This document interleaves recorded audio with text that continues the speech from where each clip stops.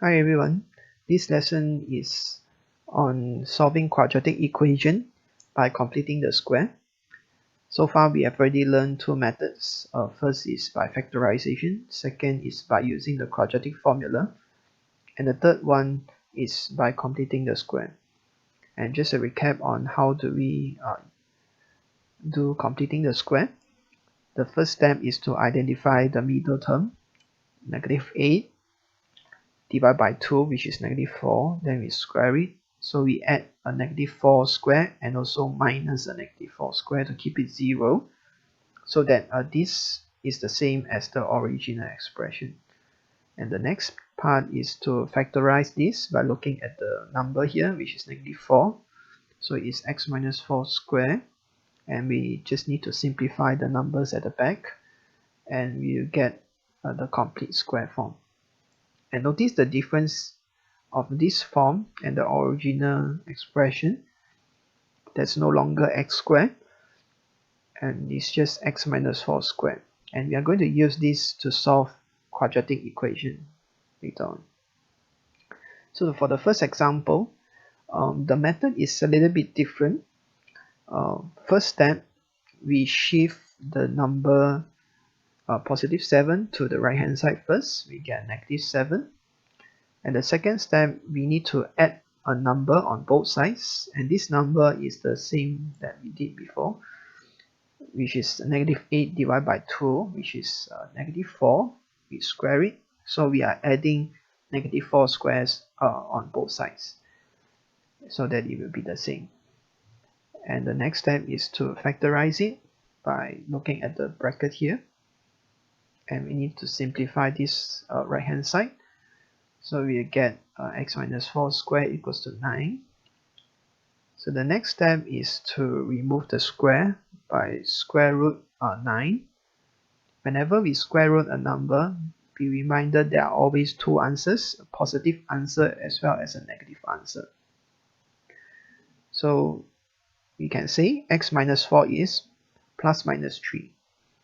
And this is the point where we split the equation into two parts. There's a positive 3 and also a negative 3. And then we just need to simplify these two by moving the -4 to the right hand side. So one is x equals to 7, the other one is x equals to 1. So this is a simple example of using completing the square to solve quadratic equation. But most of the time the answers will not be whole number. If it's a whole number, usually we can just use factorization to solve it. So the following example requires rounding off to decimal places. So for example number 2, following the same steps, first we move the -3 to the right hand side. Second step, we add a number on both sides by looking at the middle term, +4. So divide by 2 square, so it's 2 square on both sides. Factorize it, x plus 2 square equals to 7. And then we remove the square by square root 7. So we have positive and negative square root 7. We just keep it as a square root form here.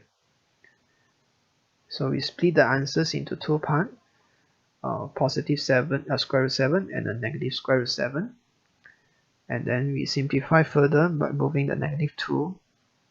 Positive 2 becomes -2. So this is the point whereby you press the calculator to get the answers.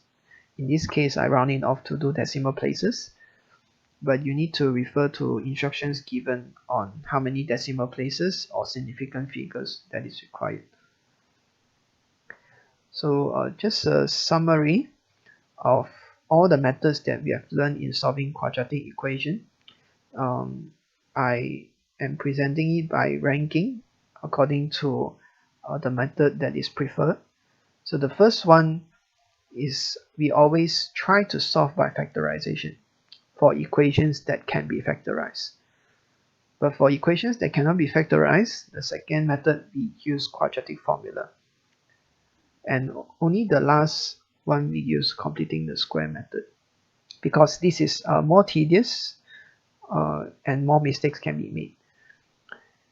So questions can ask to require you to use one of these method, or they will just leave it to you to decide which method to use.